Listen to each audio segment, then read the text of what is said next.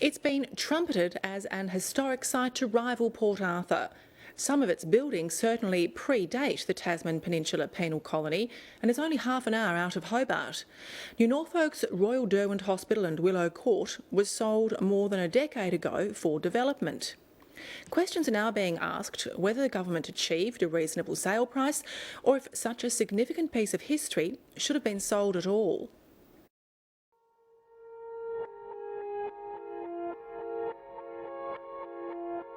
In 1998, the Royal Derwent Hospital and Willow Court site was put up for sale by the state government.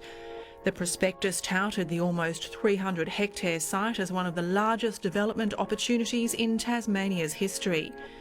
In 2001, the successful tenderers were announced as a joint partnership between the Derwent Valley Council and businessman Gordon Fife. The successful tender paid $550,000. But 4 days later they received a $200,000 reduction.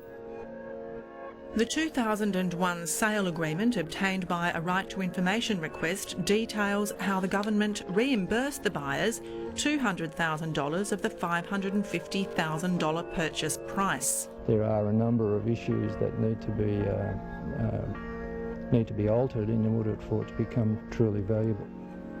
Retired local businessman Len Butterworth has been looking into the sale of the precinct after hearing concerns from others in the community about the sale and the price fetched.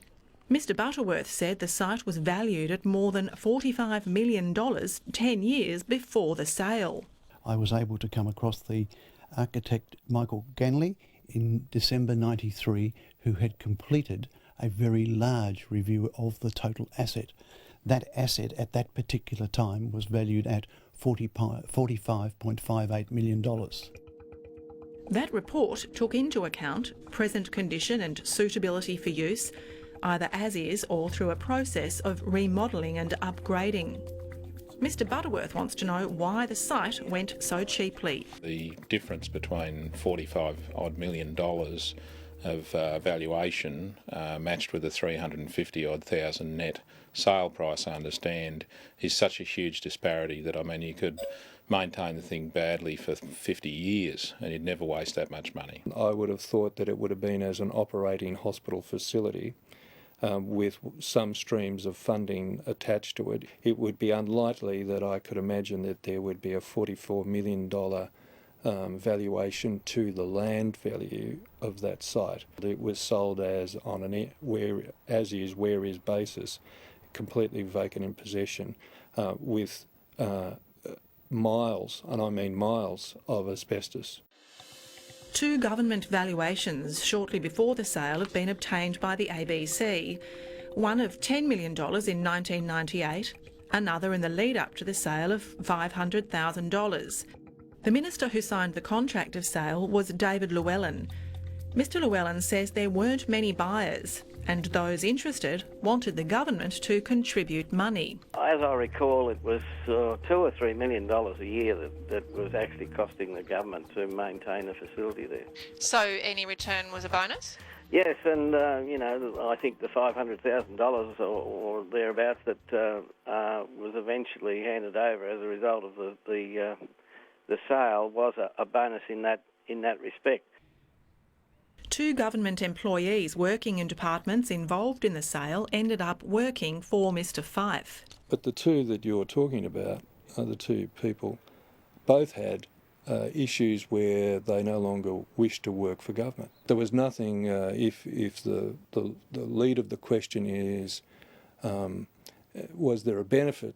The answer is no.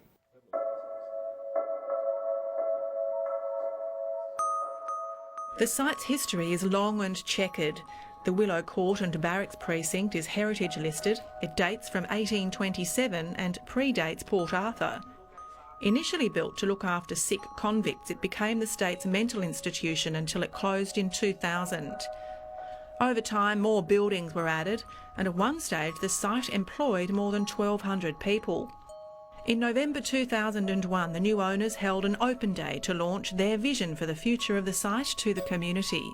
Plans include refurbishing and selling the 50 existing houses, building a 60-unit retirement village and a school campus. A vineyard and tourism development are also on the cards. The Greens' Tim Morris was Derwent Valley Mayor at the time and instrumental in developing the partnership with Gordon Fife. We didn't have a lot of money, but we knew with the proposal we had, we could generate cash flow. In the early days, more than 40 houses were sold for around $35,000 each, totalling about $1.6 million. I probably think that's a bit light on. There was profit made, sure, but there were also significant costs involved. Mr Morris was no longer mayor when the deal was actually signed in 2001.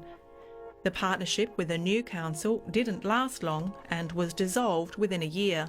You wanted the project to continue, and the decision for the partnership to cease was council's, not yours. Correct. I'm so disappointed that I have not been in the valley for nearly 4 years. The parties agreed to a separation of the property. Everything above the Lachlan Creek went to Fife, everything below the Lachlan Creek, the historic area, that's the Oval and the buildings around the Oval, the barracks and those, the historic area of the buildings were left with the council. Tim Morris says that was a big mistake. Council, when it lost or wrecked or whatever it did with the agreement it had with Gordon Fife, also threw away the opportunity to generate significant amounts of income to actually look after, protect and to develop this side of the river. Rightly or wrongly, that's what we decided to do, and the results haven't been particularly well, overwhelming, that's for sure. Local real estate agent Jim Elliott sold a number of properties on the eastern side of Lachlan Rivulet for Gordon Fife. The whole box and dice, you know, and all the land up on the other side of Glebe Road. It was late 2002, 2003 that we did most of the sales, and roughly I estimate that what we sold was about 7.6 million. It's not something that I'm clearly going to talk about. I mean, if someone really is fascinated by that kind of thing, then you also have to take into account the enormous costs that went with that. But you won't tell me how much money you did make. 7.6 million?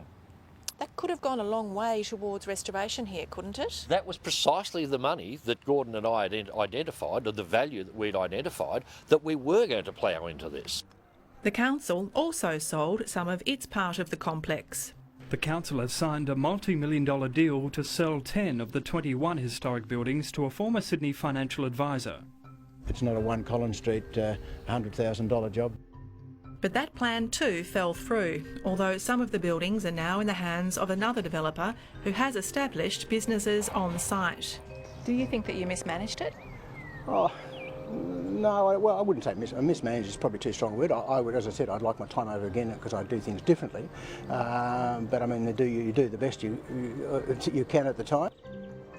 Mr Cracknell says it was the council's view that it was best to concentrate on the historic precinct and not get into the business of subdivisions. My only regret as mayor probably is the fact that we got far too heavily involved on the heritage consultancy aspect of the thing, which took up infinite amounts of time and a huge amount of money. There were at least a couple of $1 million that disappeared in administration expenses. Over the past decade, there have been numerous plans for the site, but there have been as many false starts and it's become the target of vandals. Not much has happened in the past decade. Oh, look, I couldn't agree more. I mean, as I said, and it is a regret that I have personally in my time on council. Tim Morris says he should have been more critical of the council during his early time in Parliament. Do you personally feel at all responsible? Yes, I do. I feel that I misjudged the capacity or the will of the council to take on that vision. There is every indicator that the $45 million site was sold and factually sold for $350,000. Tasmania's Auditor General Mike Blake is examining the 2001 sale. He's looking at whether a fair sale price was achieved, if there was a reasonable process for the sale, and if the terms of the sale contract were satisfied. Absolutely, I urge the Auditor-General to investigate because there are a lot of questions that remain unanswered here. David Llewellyn is again involved in the facility, spearheading the latest restoration, although he says the initial sale was probably a mistake. It's been a task for the council that's been one that they've not been able to accommodate. We should look at the question of the government taking the Willow Court part of the site there over and supervising it under an authority such as the Port Arthur Authority.